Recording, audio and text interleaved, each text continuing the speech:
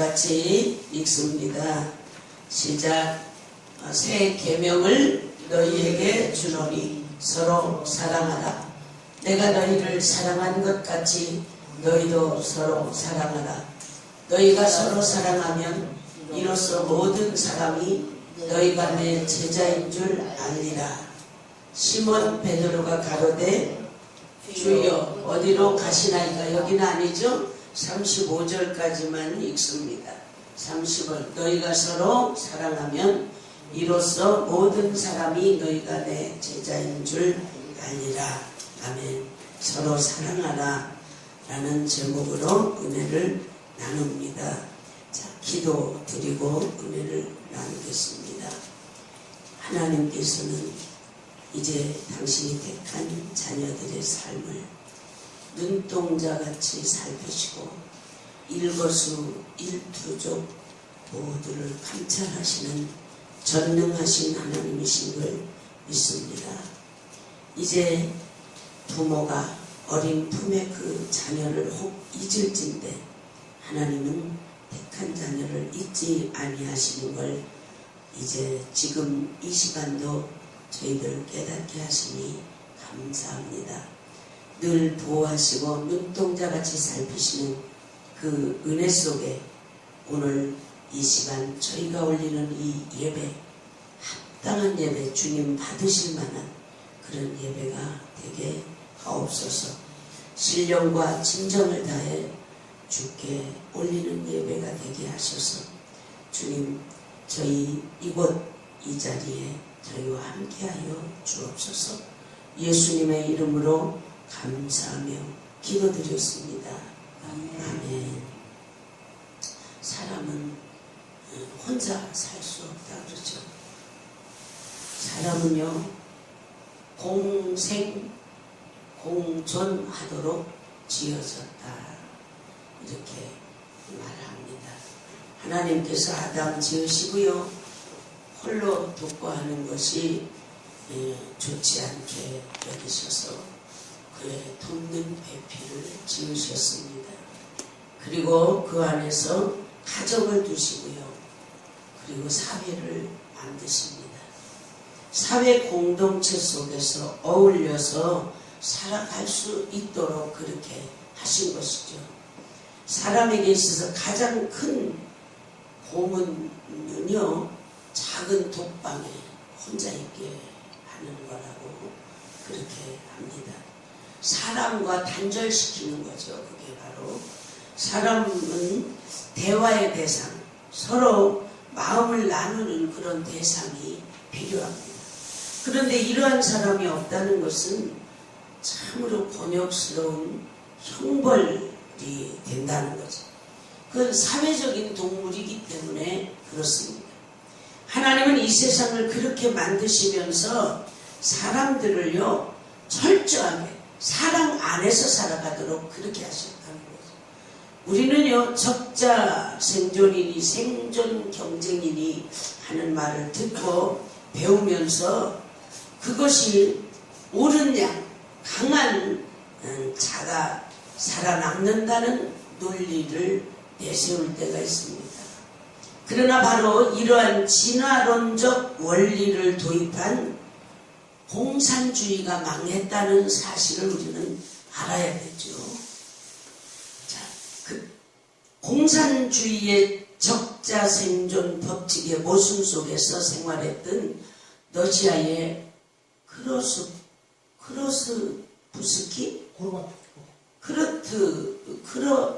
크로보트스키는 이러한 논리가 얼마나 잘못되었는가를 개미 세계를 통해서 이제 설명을 합니다. 상주의 원리를 주장하는 거죠. 개미 세계를 보면요, 개미의 몸의 구조 자체가 그 조그마한 개미 몸의 안에 구조 자체가 사랑의 원리가 담겨 있다는 거예요. 위가 둘이 있다는 거예요. 위가 그 조그마한 개미 몸속에 위가 둘이 있는데요. 하나는 자기를 위한 것이에요. 자기 몸을 위한. 또 하나는요. 다른 개미를 위한 거예요. 또 하나의 위가. 저축했다가 배고픈 개미에게 나누어 준다는 거예요. 그래서 개미는 굶어 죽는 놈이 없다라는 거죠. 자기에게 있는 것을 배고픈 자에게 나눠주는 그것을 알고 있다는. 이상한 것은 상부상조하는 짐승은 어떻게 생존한다는, 살아남는다는 거예요. 상부상조하는 짐승은 살아남는다. 자기만 살고 남을 죽이는 짐승은 개체수가 줄어들고 서서히 멸종한다. 상부상조의 영역이 넓은 짐승일수록 생물의 세계가 더 많이 생물의 세계가 더 많이 살아남습니다. 인간의 세계도 마찬가지입니다. 사람들도 서로 나눠주고 서로 베풀 때 함께 공존하고 함께 발전해 간다. 저는 이 목회를 하면서 지금까지 깨달은 것이 그겁니다. 이 안에요, 이 아름다운 교회 안에 세상 사람들이 참 조그맣고 별 볼 일 없이 바라보지만요, 굉장한 것들을 하나님은 우리에게 허락하시고 사명으로 주셔서 그때마다 그걸 이 교회 안에 같은 공동체로 서로 도우며 같이 이끌어가는, 그걸 하나님은 간절히 원하셨다는. 근데 그때마다 가지고 먹을 만한 게 생기면 가지고 나가려고 하는 그런 사람이. 지금 현재 우리 이 대한노인의 이 사업의 문제도 그런 사람이 벌써 발생했습니다. 같이 이 안에서 이끌어가야 된다. 누누이 설명을 해도 그 일을 이미 시작해서 가지고 나간 사람 있습니다. 자, 1차 대전이 끝난 후 파리의 평화회담이 이루어졌다는 거죠. 그때가 1918년에 1919년 그 사이에 열렸다는 거예요. 이때 영국의 경제학자 키엔즈가 재무성 대표로 이 회담에 참가하게 됩니다. 그는 이 회의에서 패전국에 대한 정치적, 경제적 그리고 제재와 패전국의 보상금을 요구할 것이 아니라 패전국의 경제 부흥을 돕는 그런 방법으로 나아가야 한다, 이렇게 주장을 했다는 거죠. 윌슨도 전쟁에 든 경비 전액을 독일이 배상한다는 것은 사실상 불가능하다, 그렇게 보고 영국과 프랑스 대표들을 이제 설득했으나 양국의 단호한 입장은 변하지 않았다. 도울 수 없다. 영국과 프랑스 대표들은 패전국이 다시는 전쟁을 일으키지 못하도록 그렇게 해야 한다. 그래서 독일의 해외 영토 6분의 1과 모든 식민지의 이권을 빼앗고 군대 규모를 제한하고 전쟁 배상금으로 독일의 경제력으로는 도저히 갚을 수 없는 막대한 비용을 청구했다는 거죠. 이에 케인즈가 격렬하게 항의하고 곧 사표를 내고 귀국해버리고 맙니다. 그리고 평화의 경제적 귀결이라는 책을 통해서 패전국에 감당할 수 없는 부담을 주는 것은 복수심에 영합한 것이고 장기적으로 볼 때 또 다른 전쟁의 씨앗이 되는 것이다, 이렇게 썼다는 거죠. 그의 말을 듣지 않았던 승전국들은 얼마 후에 제2차 대전이라고 하는 값비싼 대가를 치러야 됐다. 2차 대전이 끝난 후에는 승전국들은 개인주의 이론을 근거로 마샬 플랜이라고 하는 것을 통해서 패전국의 부흥을 위해서 도와주게 됐다. 오늘날 유럽이 독일과 함께 안정과 번영을 누릴 수 있었던 것은 이러한 원리에 입각해서 왔기 때문이라는 거죠. 제가 이 말씀을 전하면서 깊이 깨닫는 것이 있습니다. 우리 회사 이름이 제가 몇십 년이 되죠. 한 20년 됐죠. 그때 3일 금식을 하면서 하나님께서 우리 회사, 하나님이 허락하신 이 기업에 이름을 허락해 주십시오. 3일 금식 기도를 했는데 그때 주신 이름이 뷰티풀 타운, 아름다운 도시라는 이름을 주셨어요. 그래서 그걸 아름다운 도시라고 길게 할 수가 없어서 제가 비로소 처음 밝히는 이름입니다. 제가 뜻글을 사용해서 화경, 빛날과 도시경이라는 이름을 써서 주식회사 화경이 된 것입니다. 그 회사가 바로 이제 지금 에덴 자원이 된 우리 김상무 우리 조카가 이어받은 청년 실업가로 이어받은 원조입니다. 그 회사. 하나님께서는 제가 금식하면서 간구했던 그 회사, 그걸 발살시키지 않으시고 지금까지 저렇게 이어오게, 대를 이어서 이어오게 하셨습니다. 거기에는 물론 인간들이 살아가다 보니까 우여곡절이 참 많이 있었습니다. 지금 현재 어제 토요일 날 그저께 가서 우리 김권사하고 거기 연관된 분들하고 만나서 이야기하는 중에 아직 그때 지은 그 공장이 그대로 있으니 우리가 눈을 감기 전에 저 공장을 다시 찾았으면 좋겠다 하는 이야기를 들었습니다. 그러나 하나님께서 다른 곳에 예비하신 걸 믿고 우리는 잠잠히 기다리고 하나님의 뜻만 따르자라는 이야기를 하고 왔습니다. 자, 오늘날 유럽이 독일과 함께 안정과 번영을 누릴 수 있었던 것은 이러한 원리에 입각해서 왔기 때문입니다. 나만 살겠다고 하는 세계는 함께 망한다. 함께 망할 뿐이다.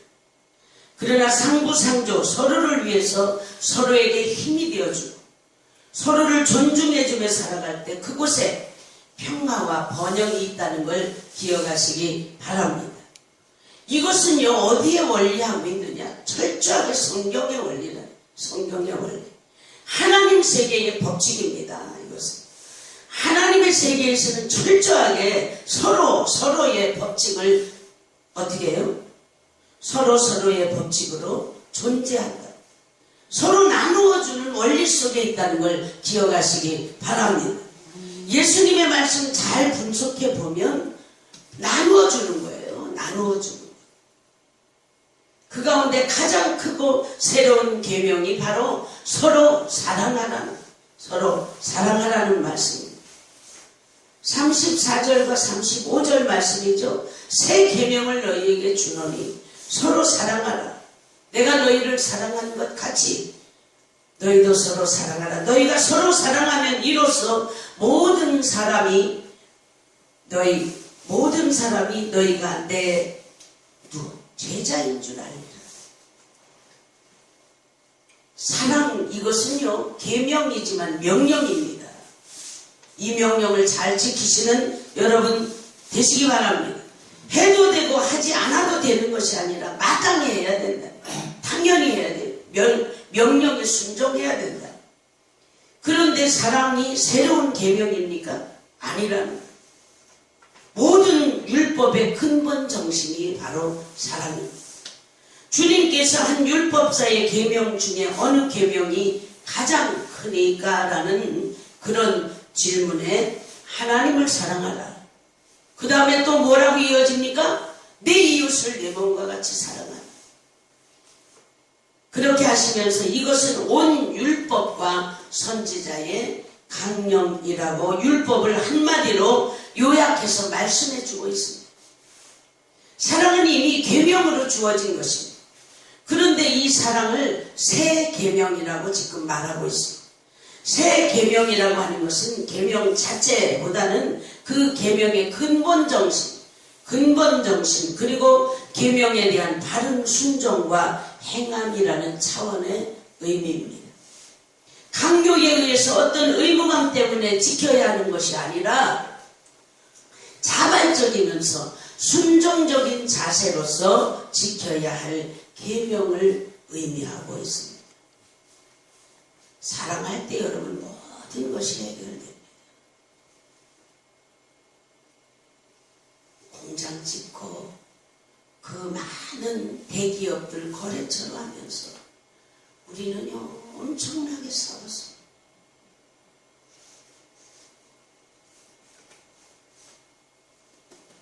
죄도 원수도 고난도 일도 사랑할 때 해결된다는 걸 다시 한번 제가 깨닫습니다.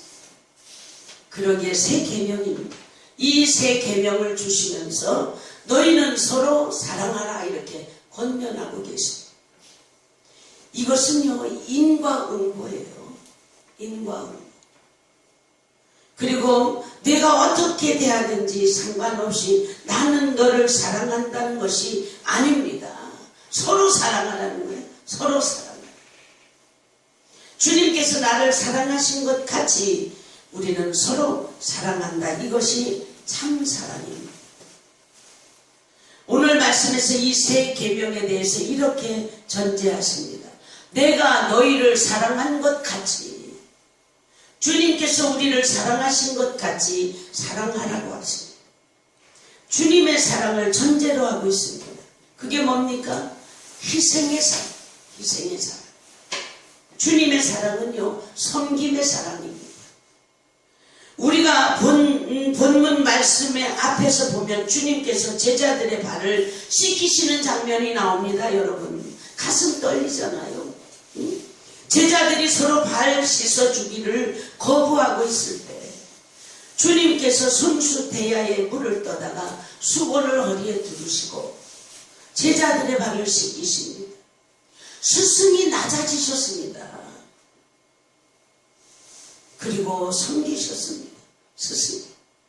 주님이 말씀하신 이 주님이 말씀하신 거 마가복음 10장 45절입니다.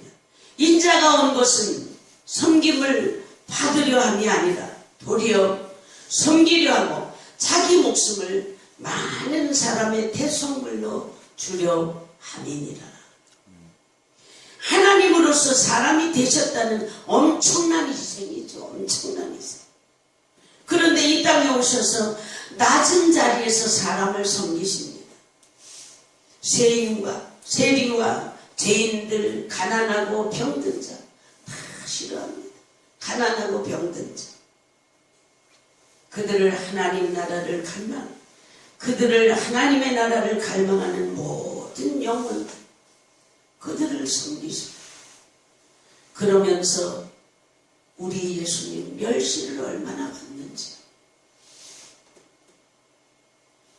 그러나 그 멸시도 참으시고 섬기시는 그 자체를 얼마나 기뻐하시고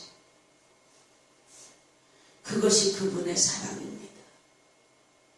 그리고 자기를 내어주시잖아요. 십자가의 고통을 왜 모르시겠어요? 아시지만 그 고통을 감당하시고 자기를 내어주셨습니다. 그리고 죽기까지 여러분 복종하셨습니다. 또한 그 사랑으로 끝까지 사랑하십니다. 배반하고 자기를 떠났다 하더라도 다시 그들을 찾아가셔서 부르십니다. 베드로를 찾아가서 뭐라고 하십니까? 내 양을 먹이라. 내 양을 먹이라 하십니다. 너는 목자라는 겁니다. 내가 나를 버렸지만 그래도 너는 목자다. 내 양을 치라. 그 뜻 아닙니까? 사랑하는 여러분, 이 사랑을 우리가 받았습니다. 여러분과 제가 받았습니다. 내가 그 일을 할 수 있는 자격이 없지만 우리에게 나에게 맡겨주셨습니다. 보도원에 들어와서 일할 자격이 우리 없습니다. 이미 시간이 지나서 몇 시간밖에 남지 않았음에도 불구하고 나를 찾아오셔서 일을 주십니다. 우리에게 일거리를 주십니다. 삶의 희망을 주십니다. 그 일거리를 통해서. 그래서 우리 이 아름다운 교회가 요 조그만한 교회 몇 분 되지 않는데 일거리가 넘치도록 하는 거예요. 그 원리를 아시면요, 여러분 너무너무 감사해야 되지 않겠습니까? 이 사랑 안에 우리가 있습니다. 이 사랑을 받은 자로서 이제 서로 사랑하라고 말씀하시는 것입니다. 사랑받았기 때문에 사랑할 수 있습니다. 사랑받지 못한 사람은 사랑할 수 없습니다. 사랑받은 경험이 있는 사람이 사랑할 수 있습니다. 제가 집사 때 그렇게 사랑하고 따랐던 우리 김사라 목사님, 돌아가시기 전에, 그분은 저보다 연세가 많습니다. 돌아가시기 전에, 내가 죽기 전에 꼭 만나야 될 사람이 있다. 어느 교회 장로 장립에 갔을 때 어떤 집사님이 나를 알아보고 내가 죽기 전에 꼭 한번 얼굴을 봐야 될 사람이 있다. 그 사람이 김영애다. 지금 어디 가서 어떻게 하고 있는지. 그분이 나를 보자마자 깜짝 놀래가지고, 김사라 목사님이, 우리 수목은 김사라 목사님이 죽기 전에 꼭 봐야 될 사람. 우리는요, 노마서에 있는 말씀을 연애 편지같이 주고받으면서 그리스도의 사랑에서 칼이나 적신이나 어떠한 것으로도 우리 사랑을 끊을 수 없다. 저는 그분이 너무너무 사랑스러워서 뚱뚱한 할머니가 그런 연애 편지를 썼어요. 그랬던 분이 목사님이 되셔서 목회를 하시면서 만나는 사람들마다 내가 죽기 전에 꼭 한번 봐야 될 사람. 저는 목사가 됐으면서도 그분을 찾아뵙지 못하고 그분은 천국에 가셨습니다. 사랑받은 경험이 있는 사람이 사랑할 수 있다. 제가 그분에게 받은 사랑을 우리 아름다운 교회 사랑하는 여러분들에게 주고 싶습니다. 그걸 알면서도 잘 안 될 때가 너무도 많습니다. 어느 집사님이요, 아이가 셋이 있는데 사람들에게 썩 자랑하고 내세울 만한 자녀가 아닙니다. 하나같이 부족해서 공부도 제대로 못하고 말썽꾸러기였다. 독하면 집을 뛰쳐나. 그런데도 이 집사님은 그 자녀들을 다 감사하고 자랑하고 다녀요. 이야기를 들어보니 이 집사님은 그 어린 아이 나이 때 그렇게 자기가 부모 속을 썩이고 툭하면 집을 나가고 꼴통짓을 했다는 거예요. 그런데도 그 부모님이 오늘에 이르도록 잘 자라서 결혼해서 아이들 낳고 살아갈 수 있도록 싫은 소리 안 하고 뒷바라지 해주셨다. 그 부모님에게 받은 사랑을 자기 자녀들에게 주어야 되지 않겠는가. 그때 받은 그 사랑 때문에 자녀들에게 싫은 소리 안 하고, 그것이 이 아이들의 다가 아니다. 언젠가는 하나님께서 이 아이들을 사용하시고 쓰실 것이다. 받은 사랑이 있었기 때문에 이제 그 자녀들에게 그렇게 사랑을 주었다는 거죠. 사랑하는 여러분, 우리는 주님으로부터 어떤 사랑 받았습니까? 사랑받았어요. 사랑받지 못했다고 부인할 수 없습니다.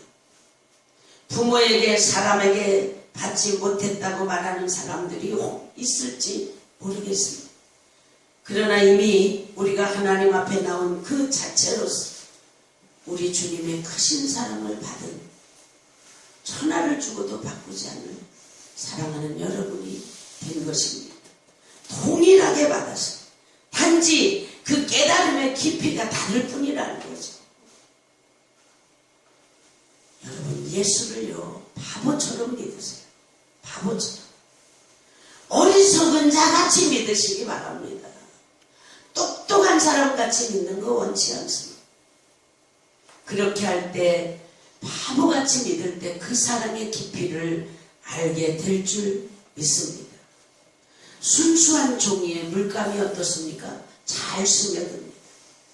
그리고 좋은 그림이 그려진다는 거죠. 십자가가 유대인들에게는 꺼리끼는 것이지만 헬라인들에게는 미련한 것일지 모르지만, 그러나 구원을 얻은 자에게는 하나님의 지혜요 사랑의 능력이 된다는 걸 믿으시기 바랍니다. 이것이 하나님의 주님의 사랑을 깨달은 자들의 고백입니다. 자, 사랑하는 여러분, 이 사랑으로 이제 사랑하시기 바랍니다. 너희는 서로 사랑하라. 너희는 서로 사랑하라. 주님의 사랑으로 다가가시기 바랍니다. 내가 하나님과 원수 되었을 때, 내가 하나님과 원수 되었을 때, 죄인 되었을 때, 죄인인 나를 우리 주님 사랑하셨다. 결코 의로운 사람을 사랑하신 것이 아닙니다. 여러분과 제가 죄인이었을 때, 선한 사람, 의로운 사람, 나를 사랑하는 사람을 사랑하는 건 누구나 할 수 있습니다. 착한 사람 사랑하는 건 누구나 할 수 있습니다. 세리도 이방인들도 하나님을 알지 못하는 사람도 그런 사랑을 할 수 있습니다. 산상수훈에서 예수님께서 말씀하십니다. 너희가 너희를 사랑하는 자를 사랑하면 무슨 상이 있으리요? 세리도 이와 같지 않으니라. 또 너희가 너희 형제에게만 무난하면 남보다 더하는 것이 무엇이냐? 이방인들도 이같이 하느니라.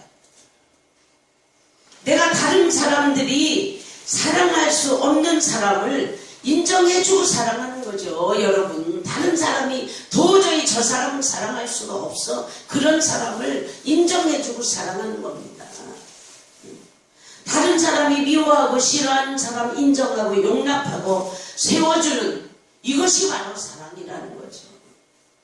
비록 인간적인 면에서 마음에 들지 않은 점이 있어도요, 내 기준에서 볼 때 나와 같이 일할 수 있는 사람이 아닌 것 같아도 그를 인정하고 함께하는 것이 사랑입니다.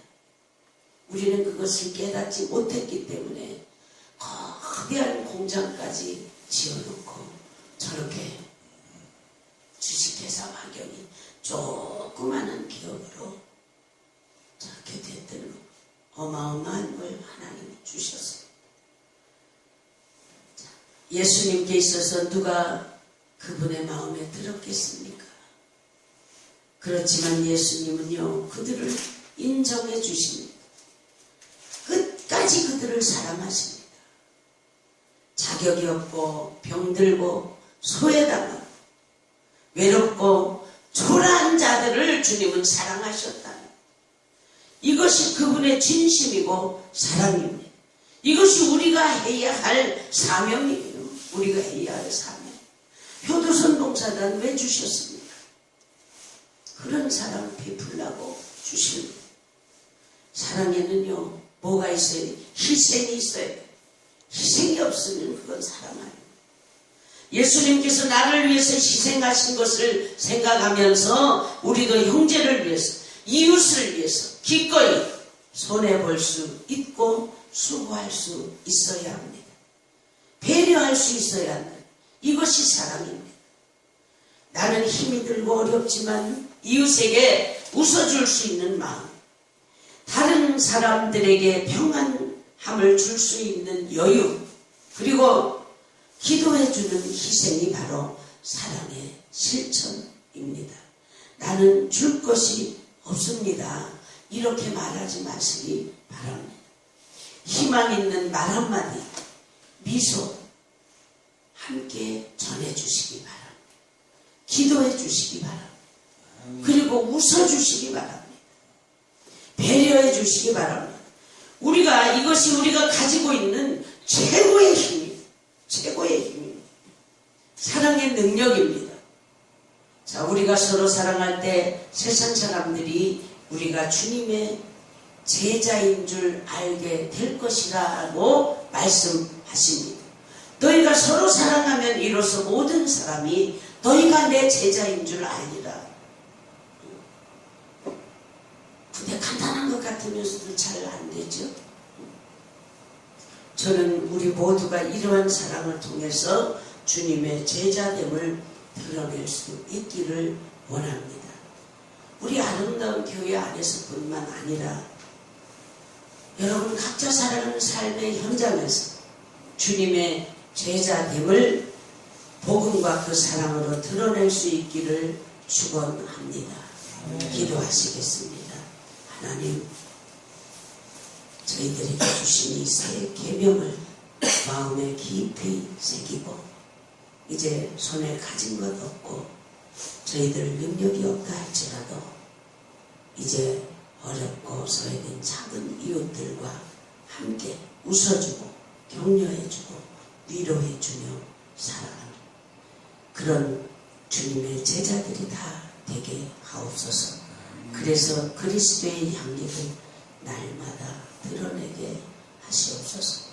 그 나라와 의를 먼저 구할 수 있는 하나님의 권속들이 되게 하셔서 넘치는 축복의 대열에 모두 동참케 하옵소서.